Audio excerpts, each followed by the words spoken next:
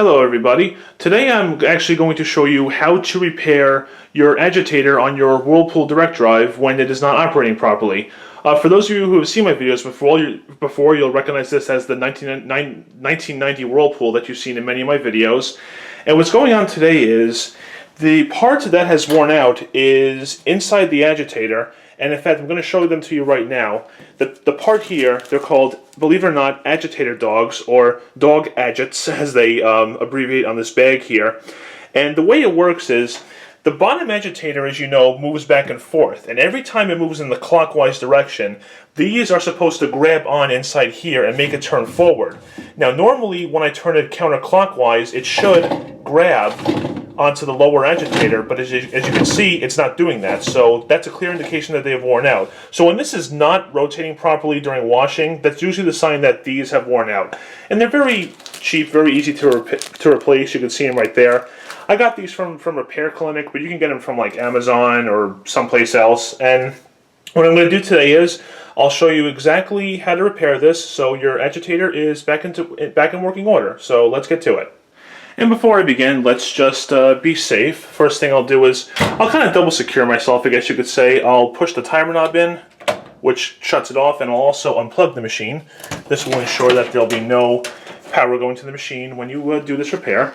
Alright, and the first thing you want to do is you want to remove your fabric softener dispenser. Some of you may have a cap instead, but it all comes off the same way. You may find a notch here, and just put a flathead screwdriver in, give it a turn, and you can see that loosened it right off. There you go. If you have the newer dispenser, the one that doesn't have the spokes in the middle, just grab the sides of the dispenser and just pull up. Okay. Now inside here, you'll see there's another cap, and this cap is just to keep water and fabric softener out of the ratchet mechanism below where the dogs are. So you just go ahead and just reach in and just pull it out. Maybe a little stuck in there, but there we go. Came right out. Make sure this gasket is in place, and I'll show you something to do with it later. And down inside here, there will be a 7/16 bolt. Let me just check my tool here. Yep, there will be a 7/16 bolt, and you will need to remove that to get the agitator out. And now to remove that bolt, what you want to do is you want to hold the bottom agitator and then turn the bolt counterclockwise. It's a standard thread. So hold the bottom agitator and now remove the bolt.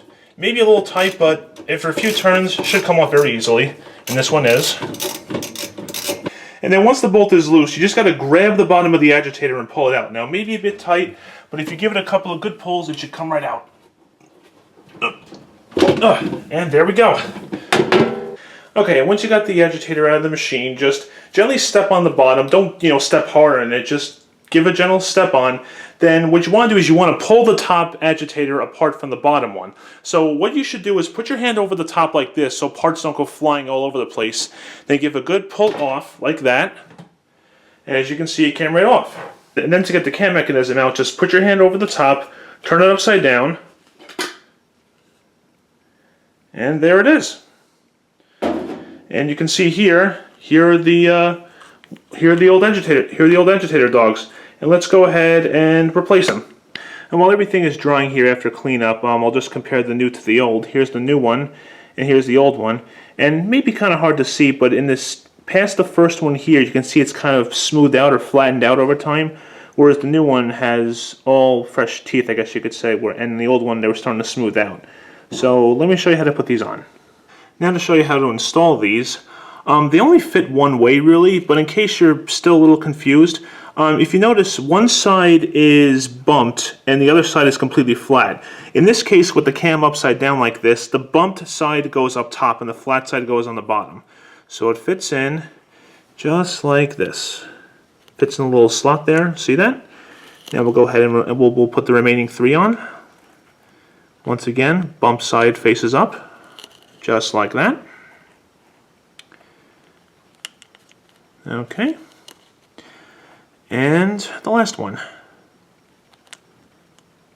Yep, and now all the new pieces are in. Now, if you have this retaining ring, as I call it, that kind of holds the dogs in place, I'll show you how to put it on. If you don't have this, that's okay. There's another way to put it on. correctly if you don't have this to hold the dogs in place. So if you have it, just go ahead and match it up with these round notches here, like so. Just like that. And just snap it on. Good. All right, so the cam is all back together with 4 fresh new agitator dogs. And let's go ahead and begin some reassembly. Okay, now to install this cam with the dogs, if you don't have this retaining ring like I do, what you want to do is take your top agitator piece and turn it upside down like so, okay? Now what you want to do is, you want to get this inside the top, well, remember this is upside down, you want to get this inside the top just like so, like that, and you want to fish it in until you feel it reach the end, just like that. Now with your hand still inside, turn it right side up, take your hand out, and as you can see, it is installed correctly. So that's how you install it if you do not have the retaining ring like we do. Alright, when you put this back together, you may notice that there's 2 tabs on the bottom agitator here, and on the top agitator, on the cam, you may notice that there's 2 slots on both sides of that center hole. Do you see that? So you got to try to match up those slots with these 2 tabs on the bottom agitator, and then when you manage to get that, it should all go together very easily. In this case, you can see I didn't get it, but so the goal is to match up those two slots on the side of the hole with these 2 tabs on the bottom agitator. So go ahead and do that, and then your agitator should be back together. And you can see I have the tabs matched up with those slots next to the hole. And if you notice now, when I turn this, I can turn it forward, but if you notice, I cannot turn it the other way. So I'm holding the bottom agitator, spins forward, but now it will not turn the other way. And that's exactly what you want to happen, which means that those new dogs are now engaging on those teeth inside the agitator, just as it should. Okay, so let's go ahead and put this back in the machine. Okay, so reinstalling the agitator is simple enough. You just want to plop it in, and then there are splines on the shaft that engage onto it, so you want to make sure that when you put it back in, you turn it a little bit until you feel it grab, then just give it a push down. I don't think it's in there yet, let's see. There it is. And just push it down firmly. And there you go. Agitator is back in the machine. And now when you reinstall the bolt, there's a cool little trick I saw, courtesy of JK18. And that is if you put like a little piece of paper towel on the edge of your ratchet and put the bolt inside, it'll actually hold the bolt in place so it doesn't fall out when you try to put it back into the agitator. So let's go ahead and do that now. Put it right in the middle there. Let's see. Oh, gotta turn it. There we go. Yep. And just go ahead and tighten it up. And then once it begins to get tight, just hold the bottom agitator again and finish tightening it off. It doesn't need to be super tight, just snug is good enough. And now before you reinstall this ratchet cap, they recommend to get like a tiny bit of like Dawn dish soap and just put it along the gasket here, just so that way it helps it fit in or slide in very easily. Just a small amount. You don't really need that much. And now just go ahead and put it in, and wait till you hear it make like a little snap that it's in. And there you go. And then as a final step, just reinstall your fabric softener dispenser or your cap.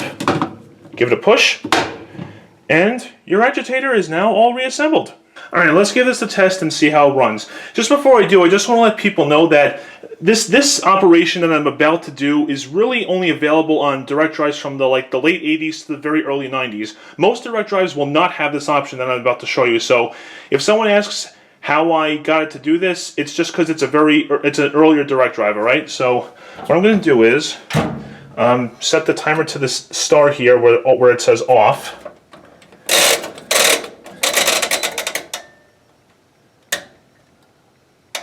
Okay, and let's see how it goes. I think I'm going to get the pencil. And look at that. And I'll put a little bit of resistance on this, like if it was washing a load. And as you can see, the agitator is working perfectly. So that is how you repair your agitator if your agitator dogs are worn out. I hope this repair helped you, and I hope this video was of good use to you. Thank you very much for watching, guys, and I hope you enjoyed. Take care.